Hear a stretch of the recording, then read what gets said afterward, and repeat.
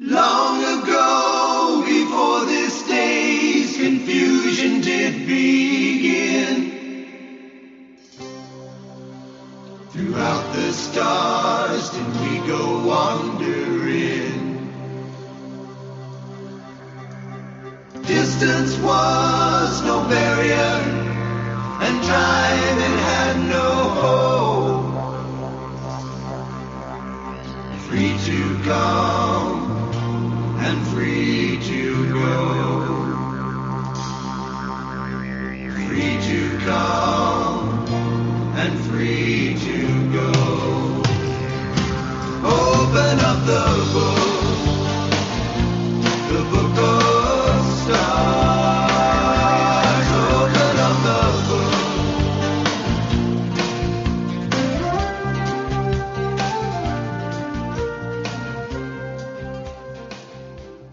Hello, everyone, and welcome to Karmic Evolution's Astrologically Speaking. I'm your host, Sheri Horn Hasan of Karmic Evolution Astrology, and I'm coming to you on February 24th of 2023 from Contact Talk Radio. Just a quick reminder that this show aims to bring you the truth about astrology and your soul's karmic evolution. First, my usual housekeeping stuff, which is to tell you that you can listen to this podcast anytime by simply going to my website at karmicevolution.com and clicking on the upper right-hand portion of the banner labeled podcast. From there, you can scroll down the page and hear the most recent show and or search the archived listings for past shows which you might have missed or to which you'd like to listen again. And a reminder that the airing of the show, the dropping of the podcast has changed from Thursdays till Fridays, every Friday at 11 a.m. Pacific and 2 p.m. Eastern. So you can listen then or anytime. And while you're on that website, you'll see above the most recently posted show a downloadable freebie labeled How to Keep Your Sun Sign Happy, which is friendly advice for every sun sign from renowned evolutionary astrologer Stephen Forrest about what each of us, depending on our individual sun sign, needs to be happy. This is based on an interview I did with Stephen a couple of years ago, and he's given me permission to distribute it more widely as a means of promoting the validity of astrology in everyone's lives. And yes, it'll sign you up for my weekly Conversations About Consciousness astrology newsletter, but you can, of course, unsubscribe anytime. So be sure to grab it when you listen to this podcast, whether you do so live or after the fact, and enjoy some words of astrological wisdom. Separately, you can always follow me on my Facebook page, which is Karmic Evolution for Your Soul, where you can keep track of upcoming podcast content and other astro news you can use. I'm also posting now on Instagram, so feel free to follow me there as well. Finally, I'm offering now a discounted 75-minute Karmic Evolution Natal Insight reading for only $125. And that offer is for radio show listeners only. My regular price for a reading is $180. So if you're interested in astrology and want to learn more about the true meaning of your individual birth chart in order to gain greater consciousness about your soul's true mission and purpose in this lifetime, and you'd like to move from chaos to clarity about what might be holding you back from achieving your most cherished desires in the areas of greatest interest to you, whether that be relationships, career, job, finances, and or health, then this is the reading for you. We'll look at how the energies into which you entered this lifetime may be keeping you stuck in old habitual patterns, or what I call conditioned behavior, and how this knowledge can assist you to make different, more positive choices moving forward. So if you'd like to co-create your own future happiness through astrological insight, that's easy when you take advantage of this special discounted offer for a Karmic Evolution Natal Insight reading at karmicevolution.com/karmic125. At almost half the regular price, conscious awareness has never been so easy or so affordable.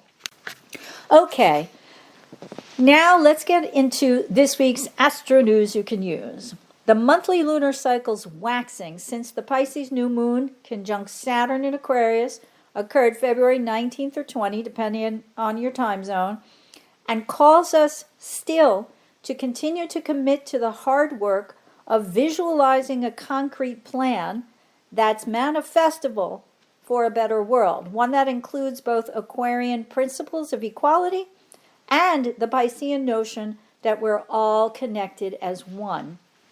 So first, let's look back at some of what occurred leading up to and since Mercury in Aquarius's fixed square to Uranus in Taurus a couple days ago on February 21st.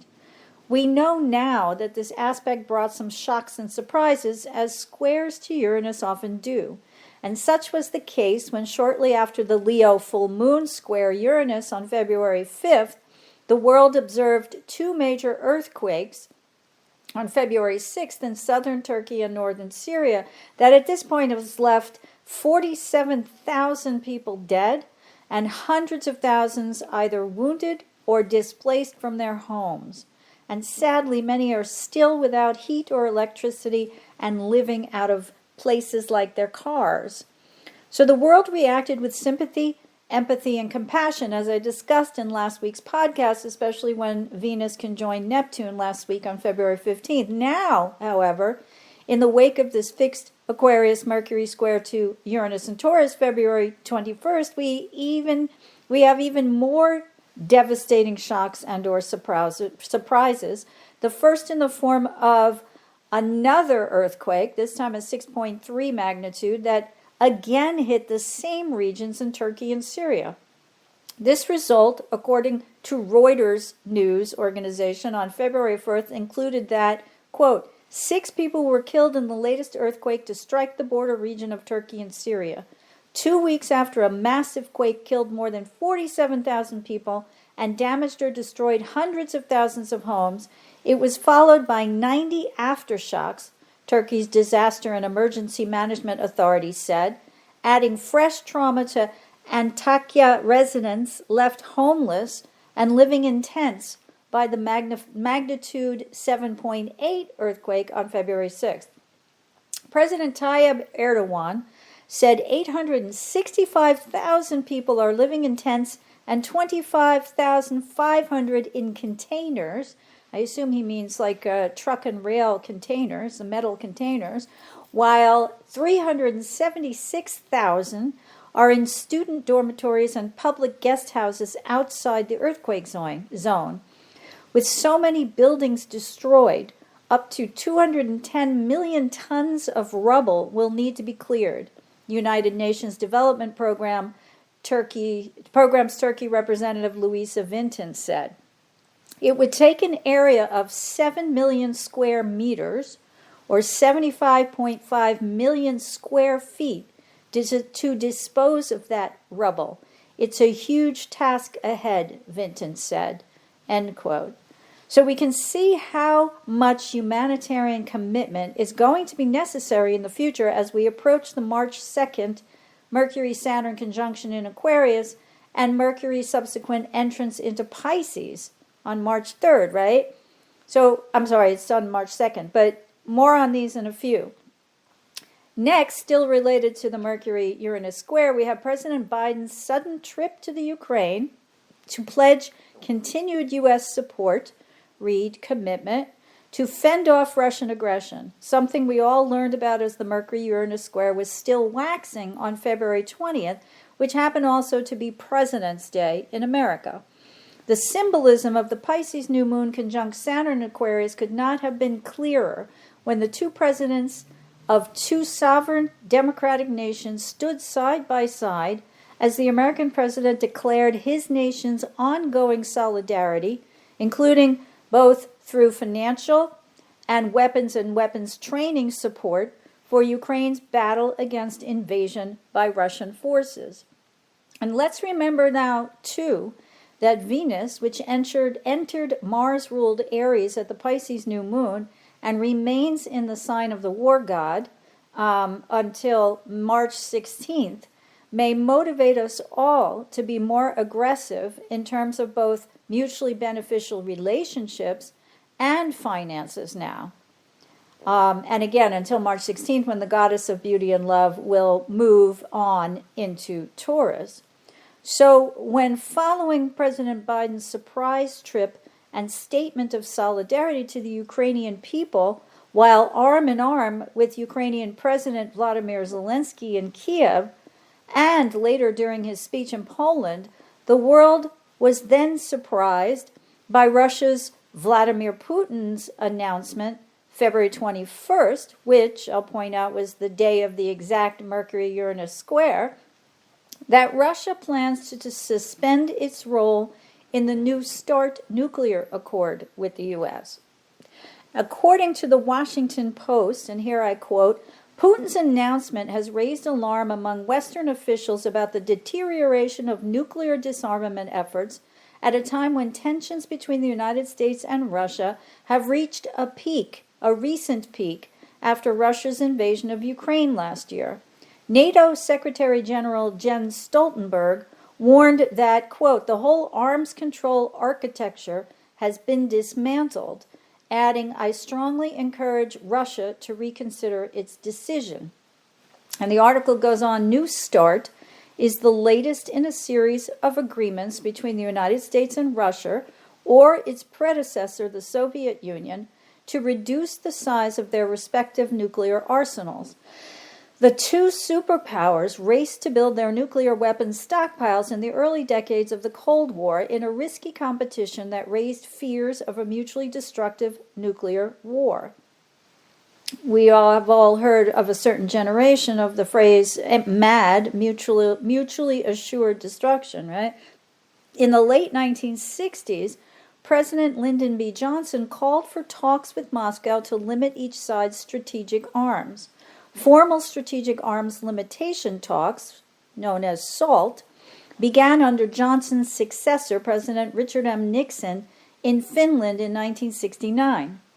In 1972, Nixon and Soviet General Secretary Leonid Brezhnev signed a treaty on anti-ballistic missile defense systems meant to shoot down incoming missiles as an interim agreement placing restrictions on the construction of intercontinental ballistic missile, or ICBM, silos.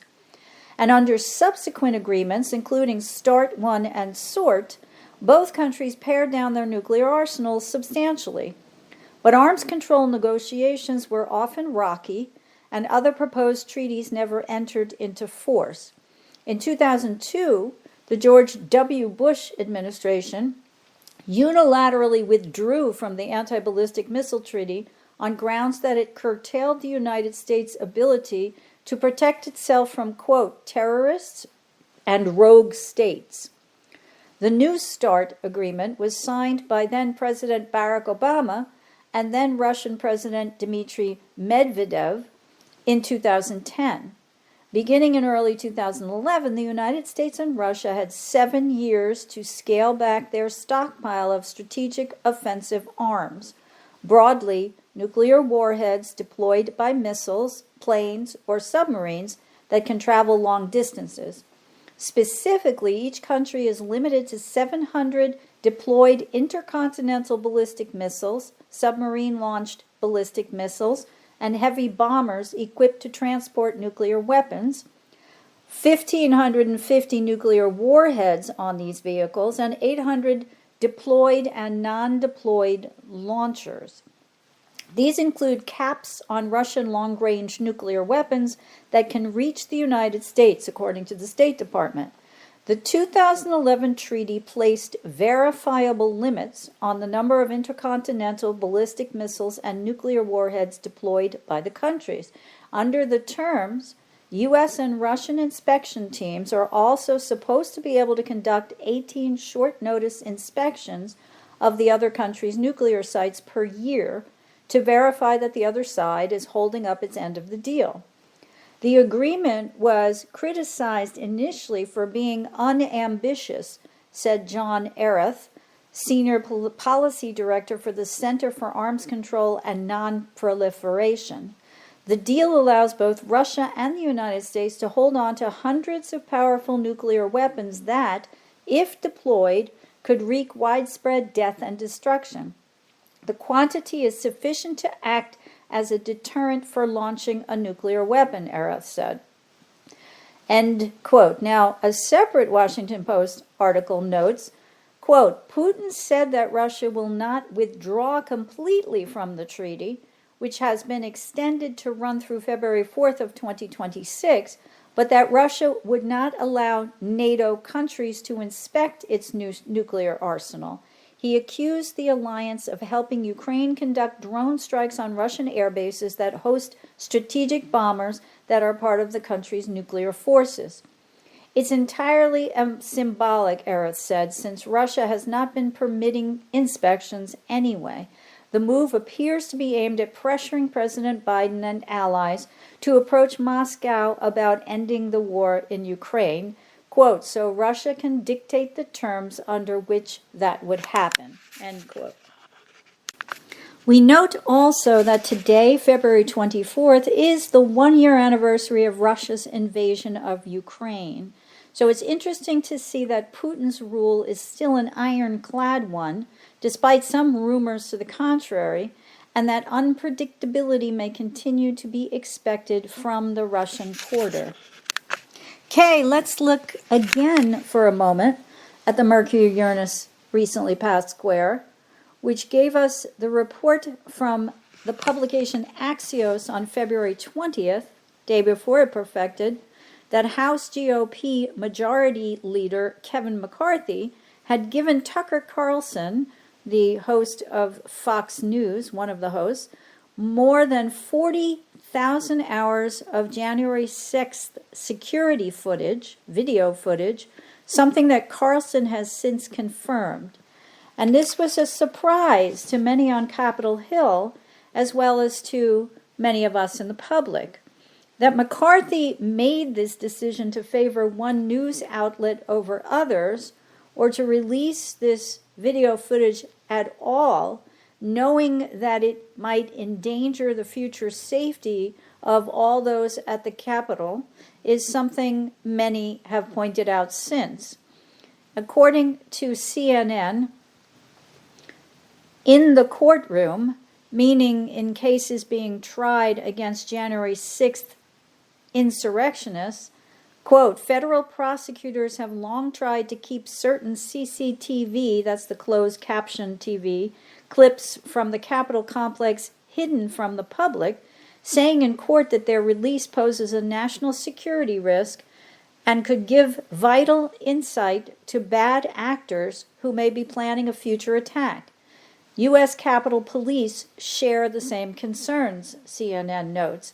And the report goes on, January 6 defendants have access to thousands of hours of unreleased footage from the attack, as well as from an online database, but the videos are tightly controlled by a protective order, and defendants are not allowed to publicly release the clips.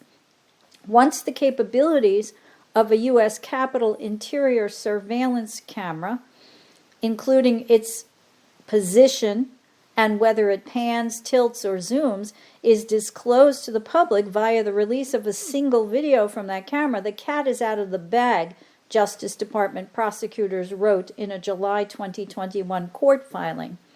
And after more than a dozen news outlets, including CNN, sued for access to the videos in 2021, the chief judge of D.C. federal court ruled that the public has a strong interest in seeing some security footage from the attack. However, these video releases haven't been automatic or guaranteed.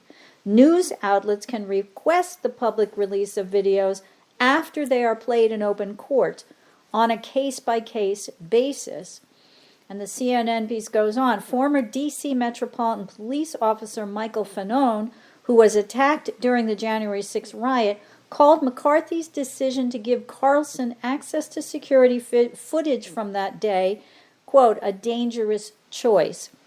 It guarantees that it will be selectively edited to fit an extreme MAGA narrative without care for the safety of Capitol Police, members of Congress, and congressional staff.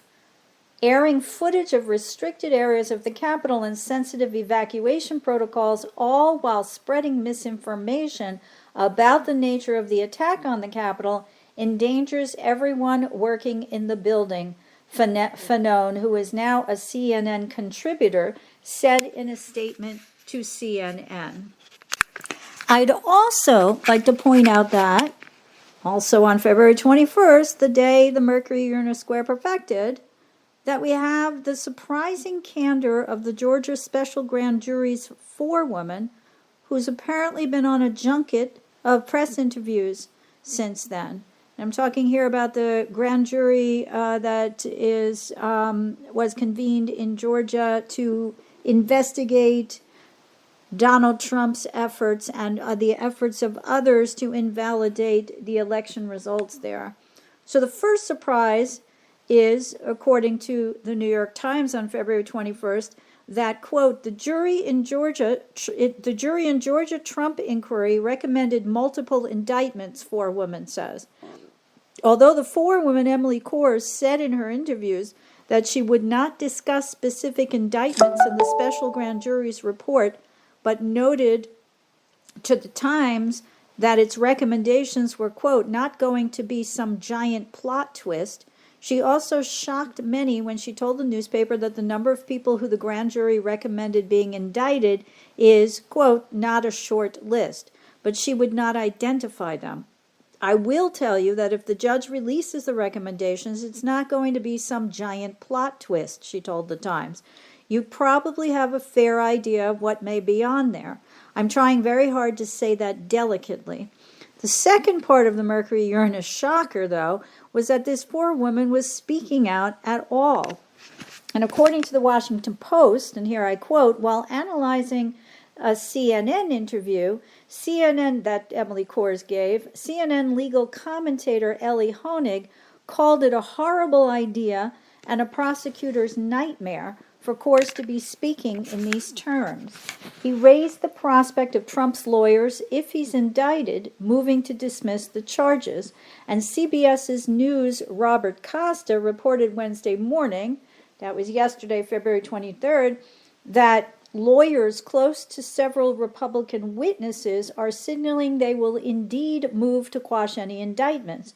Just because they will try, this article goes on, doesn't mean any such legal effort will succeed, of course, and they have all kinds of motivation to cry foul over Kors' comments, even if just for PR reasons. And then it says, as an aside, Trump weighed in late Wednesday morning, saying Kors' media tour showed, quote, incredibly, the grand jury's inner workings and thoughts. This is not justice. This is an illegal kangaroo court. End quote. But to go back to the article, whether Kors' comments rise to the level of offering any significant detail about the deliberations is an open question. Georgia law requires grand jurors to take an oath saying they shall keep the deliberations of the grand jury secret unless called upon to give evidence thereof in some court of law in this state. Beyond that, a separate grand jury will make any decisions on indictments, which provides some separation between the special grand jury and any potential charges.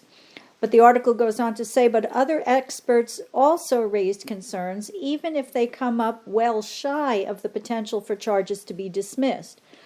What the forewoman said in this case was nothing more than hearsay, and in theory isn't damaging, Columbia University law professor Jeffrey Fagan told the Washington Post. But her statements could allow for stalling and delaying on the part of those facing indictments who might question the impartiality of the proceedings. He added that, quote, one might also argue that her undisciplined disclosures could reflect a similar lack of discipline in the grand jury deliberations. Lawyers for those facing indictment will exploit this to delay indictments and cast them in a negative light, he said. So let's note also that right now Venus is in the same sign as Jupiter, and that the two will conjoin exact at 12 degrees and 8 minutes of Aries on March 1st or 2nd, depending on your time zone. And this conjunction of the greater and the lesser benefic, as per traditional astrology, can provide the drive for us to relate more harmoniously. This may also prove a good time to express our love and commitment to others, as well as to attempt to expand our financial or material assets now. And this is especially true since Mercury meets Saturn in Aquarius March 2nd, and we can commit to a message of love and equality for all humanity's groups, regardless of how different they may appear on the surface. The problem, of course, comes in when Mercury enters Pisces, also on March 2nd, potentially muddying the communication waters when it comes to agreeing on what one should righteously defend. In turn, that boils down to a discussion of both personal and collective beliefs and perspectives. So when Mercury enters Pisces on March 2nd, where he'll be until he enters more direct Aries March 19th, we've got a recipe for communicating on less direct or through more subtle channels. Mercury in Pisces represents a good time to express ourselves through a visual medium, graphics, photographs, film, dance, music, art, poetry, etc., that can help us create catharsis with an audience through more artistic and or aesthetic means. However, Mercury in Pisces can also prove indirect and tend to play the victim. Any woe is me story is now can move the heartstrings, but one must check to ensure such claims are both A, factually true, and B, not products of the person's own making. Similarly, Mercury in Pisces and Venus in Aries may motivate some of us to play the martyr instead, attempting to save those who are or who appear to be victims. This is not a negative thing, as long as our martyrdom comes both from the heart and without strings attached. Anything less is an attempt by us humans to play God, unfortunately. So helping those who've been victimized can be a wonderful gesture as long as we're clear about our motivation and that in doing so we ask for nothing in return. And our commitment to such objective impartiality in terms of rewards can be strengthened by the Mercury-Saturn conjunction, which occurs just before Mercury's ingress into the sign of Pisces on March 2nd. So that Mercury-Saturn conjunction is in Aquarius, and then Mercury moves into Pisces. And this is further underlined when Venus conjoins wounded healer Chiron in Aries March 3rd, encouraging us to speak out about both personal and collective wounds now. We might note how, as this aspect is waxing, that we got news recently that R. Kelly, known as an American recording artist, federal convict, and repeat sex offender, has had his prison sentence extended by 1 year for child pornography possession. According to Fox, for more than 2 decades, chart-topping R&B singer R. Kelly had faced allegations of sexual abuse. The accounts went back to the start of his career in the 1990s, with many centering on the predatory pursuit of teenage girls. I'm sorry, let me clarify. I said Fox, but I just wanted to clarify. I'm reading from an article out of BBC News about R. Kelly. So it says that in 2022, he was jailed for 30 years after being found guilty of 8 counts of sex trafficking and 1 of racketeering in a New York court. Months later, he was convicted of child sexual abuse in a second federal trial in Chicago.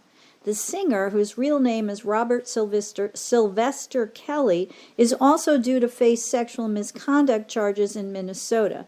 Kelly was himself the victim of child abuse and detailed in his autobiography how he was raped by a family member when he was 8 years old. So he has now subsequently been sentenced to 1 more year. So that's an expansion. We also learned that, according to the New York Times, and this was published on February 23rd, and here I quote, Harvey Weinstein, the movie producer whose treatment of women propelled the Me Too movement in 2017, was sentenced on Thursday, that's the 23rd, to 16 years in prison for committing sex crimes in Los Angeles County. Mr. Weinstein was ordered to serve the Los Angeles sentence after finishing the 23-year term that he is currently serving from his sexual assault conviction in New York in 2020. The sentencing on Thursday all but ensures that the 70-year-old former Hollywood mogul who is in declining health, will spend the rest of his life in prison. The Los Angeles trial was initially seen as symbolic because Mr. Weinstein had already been convicted of sex crimes in New York, but it took on more significance after Mr. Weinstein was allowed to file an appeal in that case, meaning that the California outcome alone might determine his fate. Just as a refresher, Mr. Weinstein has been accused by more than 90 women of sexual misconduct. Multiple women went public with their allegations, again, in a 2017 investigation by the New York Times, and their voices gave momentum to the Me Too movement that exposed sexual harassment and assault by powerful individuals. So, let's remember that the upcoming March 1st or 2nd Venus-Jupiter conjunction is ruled by the war god Mars. In addition to the potential for harmonious relations already suggested, there's also the potential with this aspect for the expansion of one's motivation to fight for a righteous cause. And I would posit that these two sentences related to the sexual harassment of women and children will fit that bill.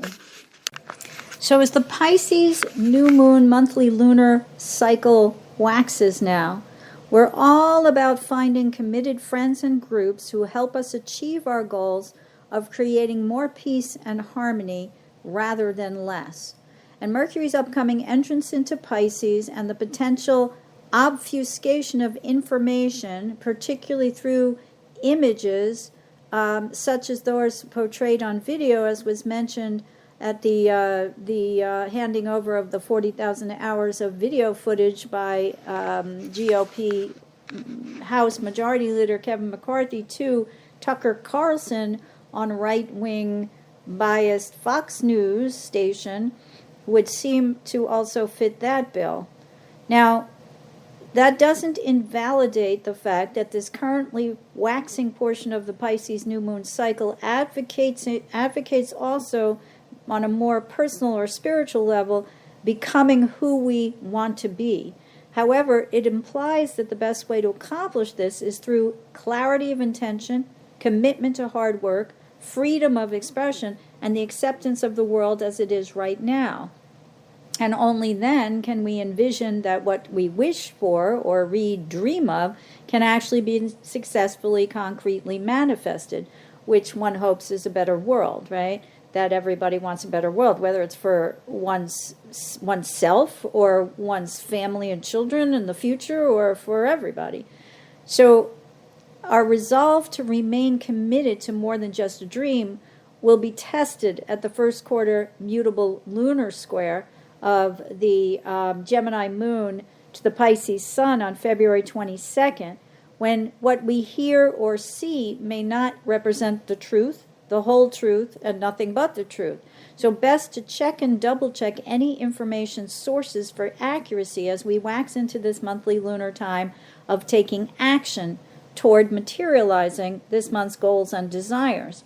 In short, this is a time to work hard toward concrete manifestation, as I said, by the Virgo full moon on March 7th, when, coincidentally, Saturn will enter Pisces.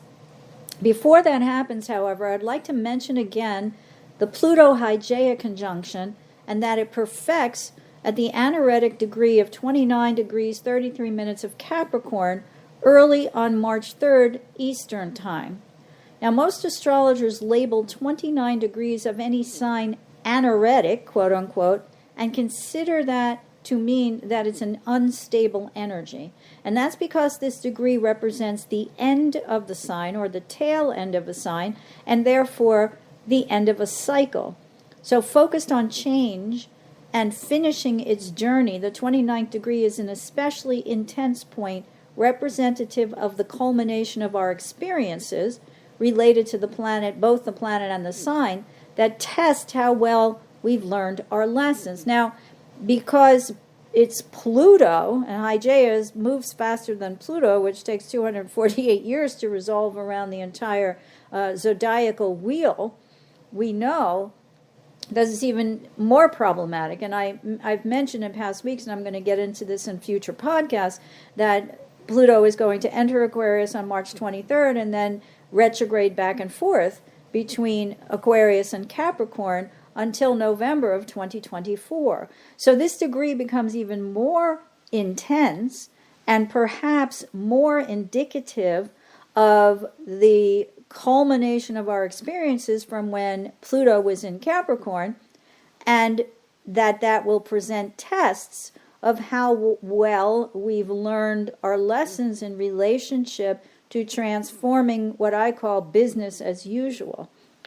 Now, given again that Pluto represents adaptation to existing circumstances in order to allow us and the planet and anything related to nature to evolve and thus survive fossilization or extinction, and that goddess asteroid Hygeia represents health and healing, we might note that we're still grappling now with all sorts of issues related to both. These will probably become even more enhanced when Pluto enters Aquarius on March 23rd, something we'll, of course, as I said, discuss in future podcasts. But for now, however, suffice it to say that in addition to the potential health issues brought on by these most recent serious earthquakes and the ongoing spate of fires, floods, hurricanes, and droughts, etc., the world over, especially during the past few years, that we're coming to a culmination point during which we must pause to consider how well we've learned our lessons up until now. And this puts a lot of the world, including, of course, the United States, in a poor light when it comes to issues like the coronavirus pandemic, acceptance of the reality of climate change, and much more. Right now, we've got winter storms barreling through places like Southern California that rarely experience such things as snow, except up in the mountains. This NPR,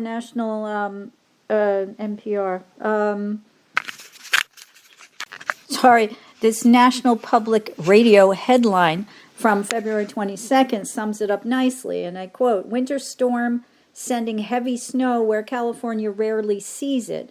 And the article goes on to state, the winter storm that's pummeling nearly half the United States means snow in parts of California that often don't see it. It's not too often that we talk about 1 to 3 feet of snow above 40,000 feet, let alone locally 5 feet, National Weather Service meteorologist Alex Tardy said in a video update released Tuesday for the San Diego region.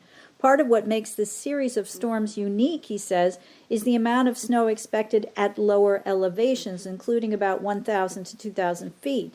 This isn't a matter of if it'll rain or snow, but how much, Tardy said, noting that the region is expected to see significant snowfall until Friday night, which is tonight, as well as a possible atmospheric river.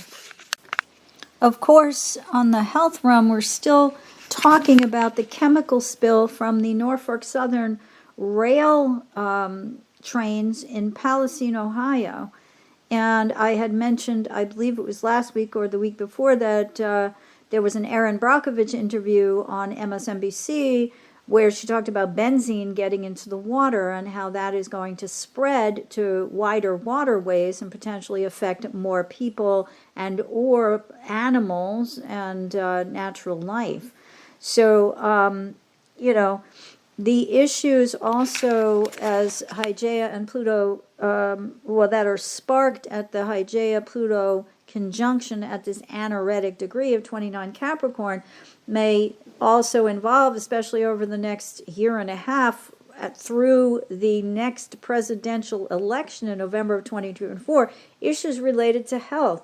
Big pharma, costs of insulin for the number of diabetic people who aren't seniors, women's health care, including, of course, the issue of abortion, so much more, all this stuff, too, about transgender children or young adults being denied medical care. I mean, it could go on and on and on, but I think it's easy to see, and you can find in many different articles. We're going to have, as I mentioned last week, too, the Biden administration declare the end of an emergency for the pandemic on May 11th. So this may or may not spark rises in COVID vaccine prices. I think there's been some new news on that. I don't have it here, but that will, they've agreed not to raise them as much as they initially said they would, which was like 400%. But things that are related to all matter of medical and climate change, health related issues. And so, I want to talk a little bit now about Saturn moving into Pisces, but because the moon is the sun is in Pisces, and Mercury is moving into Pisces now or shortly. The Virgo full moon will occur on March 7th, as I mentioned before, so will Saturn's ingress into the sign of Pisces. But I think focused on Mercury in Pisces, that when the Virgo moon opposes the Pisces sun, that people are going to be angry because that lunation forms a T-square to Mars in Gemini, a mutable T-square. And I think people are going to be angry at being duped by fantastical stories about things like election fraud. And that's in part, especially now as the media is going on and on and on about who's going to run against Biden, if anybody, and who's going to run against Trump, if anybody. We've got Nikki Haley. Do we have any chance for Ron DeSantis, which, many parties think is possible, but not so much for Mike Pence and Mike Pompeo and a few others who are rumored to be wanting to throw their hat in the ring, like Maryland Governor Larry Hogan. And I'm thinking of somebody else. Who is it? Oh, I think Sununu is, Governor Sununu is contemplating entering. And there's a few others too. But anyway, again, I think because the moon represents the people, right? On a mundane level, when the moon opposes the sun, that's one way that we can look at it if we're looking at it in an overall collective way and not just a personal way. So I'm saying that people may be angry because in part, the analytical Virgo moon wants proof from the Pisces sun, which is approaching a conjunction to Neptune, which will perfect March 15th. Now, I'm getting ahead of myself, I know, but I just want to mention this. The Virgo full moon will find demands that the Pisces sun drop its unsubstantiated, unverifiable claims and bring back into the equation substantiated, provable facts. And it's worth noticing that this comes just after Mars and Gemini's mutable square to Neptune in Pisces on March 14th, when the Sagittarius moon also forms its own mutable square to Neptune, and we have the third quarter waning square of that Sagittarius moon to the Pisces sun. So what I'm talking about is still the part of this lunar cycle where after the full moon, it'll be waning, and we may be asked to let go of some of this stuff. The third quarter square, we have to push through, right? We're at the tail end. The fruit is becoming visible on the vine, and we have to see whether it's there or not, or did we plant, something that's not going to manifest anything. So I thought I would read this because I saw it recently on Facebook from astrologer Lynn Bell, who termed Saturn in Pisces dissolving boundaries. And she wrote, in Pisces, Saturn loses its footing, its certainty. The maps we formerly used to navigate the world may no longer apply. Our guidance system becomes erratic. As Saturn leaves Aquarius on March 7th, 2023, the last of its quote-unquote home signs, the old rules crumble. Saturn rules Aquarius in traditional astrology before Uranus was discovered. And, she says, the new ones may be hard to grasp. We are asked to take a leap of faith and develop other forms of perception as the boundaries of the world shift and change. End quote. And I see Saturn, from a psychological point of view, as representative of the ego, or the portion of our psyches that deals with the here and now, the physical world that it can taste, touch, hear, see, and smell. And anything beyond those physical realms does not exist, according to Saturn. And so Saturn denies that Neptune, and by extension Neptune's rulership of Pisces, even exists. In part, this is because to the ancients, the outer planets Uranus, Neptune, and Pluto were invisible to the naked eye, and it wasn't until the invention of better technologies like the telescope that these planets were, quote-unquote, discovered. And that didn't happen until the late 1700s, when Uranus was sighted near the French and American revolutions, and the mid-1800s when Neptune was found, and 1930 when Pluto came into our line of sight. So Saturn was known, and I've mentioned this before, as the ring pass knot, according to psychological astrologer Howard Sasportas, who helped found Liz Green's Center for Psychological Astrology in London, or the planet beyond which nothing actually existed. So this is in alignment with Saturn's archetypal reputation as boundaried and restricted, or restrictive, essentially meaning it's not willing to go where no man has gone before. And of course, Saturn has positive connotations as well, including the ability to develop a successful career or reputation through hard work, which often garners respect from others, and that such respect can also give us a sense of security, as well as hard work resulting in rewards such as remuneration in the form of money that can help us buy things that keep us safe, like a house. However, we also know that Saturn archetypally represents fear of the unknown, and so it draws those boundaries, divides the past from the future, and resists feeling made insecure by that which, again, it cannot touch, it cannot hear, taste, feel, or see, as noted. Neptune's Pisces, on the other hand, is a collective planet, or one that represents the energy of the whole. It carries a no man is an island kind of vibe, and since Neptune rules the natural 12th house in all of our charts, it's known as the realm of the unconscious. So to say that Saturn represents the concrete, material, conscious world, and that Neptune, and by extension Neptune's Pisces, represents the unseen, unknown, unprovable, unconscious one, is to understand that these two energies simply don't relate very well to each other at all. Therefore, we've got a kind of dilemma when Saturn enters Pisces and we embark on a 3-year period of this kind of energy.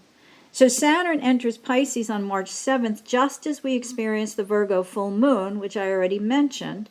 And so just as the Virgo full moon implores the Pisces sun to come down to earth, Saturn enters the sign of the two fish swimming in two opposite directions, one backward towards source energy and the other toward the external life as an incarnate being who has to deal with unpleasant emotions such as grief, sorrow, and longing for a better world.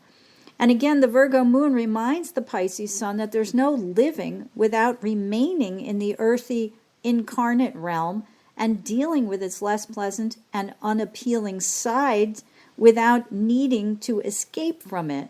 The logical Virgo moon says, geez, kid, you're here. Why not make the best of it? If not, you're only going to come back around again and deal with the same shit again, right? So why not deal with it now? And that brings us back to Saturn's entrance into Pisces. How does the purveyor of the empirical world only deal with its inability to conceive of a more spiritual, less material world that it cannot actually see? Well, Saturn has two choices as it transits this watery sign. It can further fortify its boundaries and close the city gates, shield its windows, lock its doors, post guards on the rooftop, etc. Or it can put its fear of invasion on hold and instead put its natural tendency toward increasing its security through endeavoring to achieve success by more carefully studying and analyzing the Piscean archetype to better harness it to achieve future goals. Now, I think of earthy Saturn as the bulwark against invasion, and Neptune's watery Pisces as the tidal wave that, if it rises higher or faster than Saturn's walls can be put up, is bound to crash its personal space, so to speak. So when Saturn is fearful, it resists. It attempts to build even higher structures to ward off invasion of its psyche by elements it cannot understand. And if we're looking at this from a psychological perspective, and I've said this before, what Saturn fears most is the invasion of that watery tidal wave of Neptune's Pisces, because once it breaks through Saturn's walls, it can cause madness. And so that is why Neptune and Pisces are related to chaos. If Saturn doesn't have a life preserver or a dinghy or a boat or something concrete on which it can navigate the seas, it cannot survive in its present form. And so part of our adaptation is when Saturn goes into Pisces to be able to find a way to, as I said, navigate the waves, right, and take them in stride. Now, again, going back to the Pluto-Hygeia conjunction, one of the areas where we might most simply see Saturn as fearful and resistant is in the issue of climate change. It's an issue that many conservatives simply refuse to accept as quote-unquote real.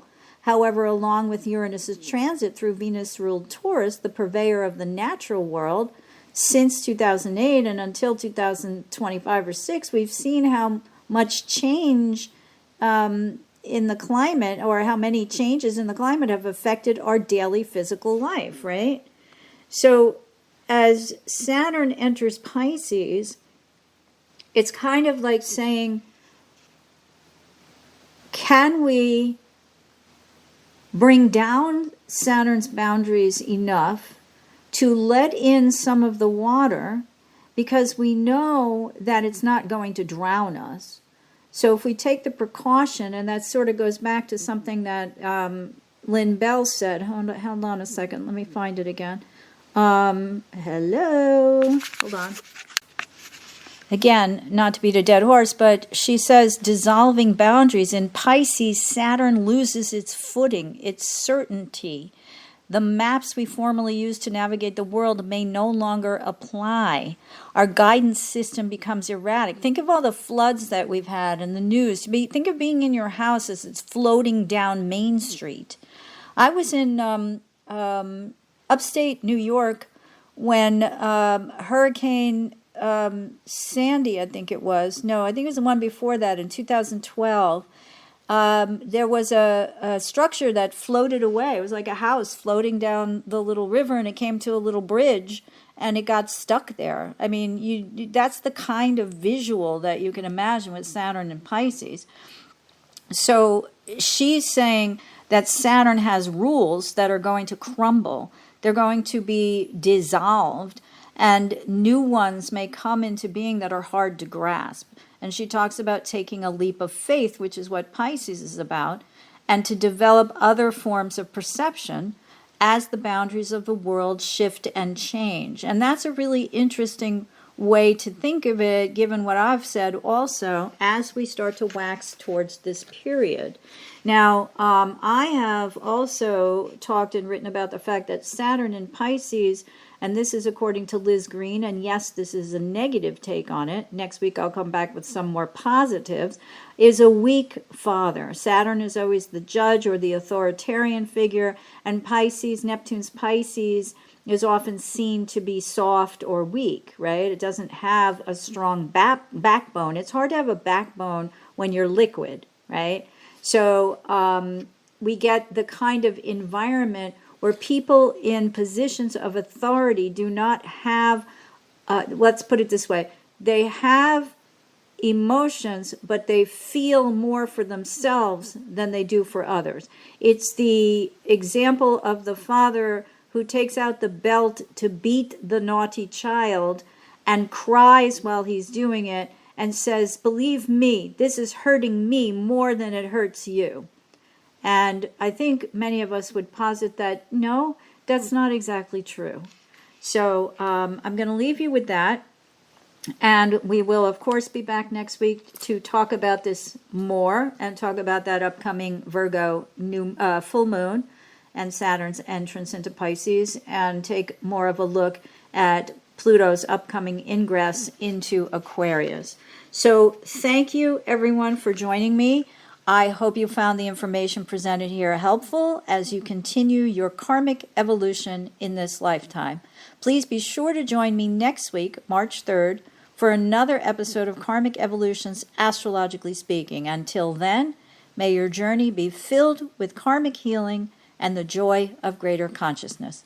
Namaste. Long ago, before this day's confusion did begin, throughout the stars did we go wandering. Distance was no barrier, and time it had no hope. Free to come and free to go. Free to come and free to go. Open up the book.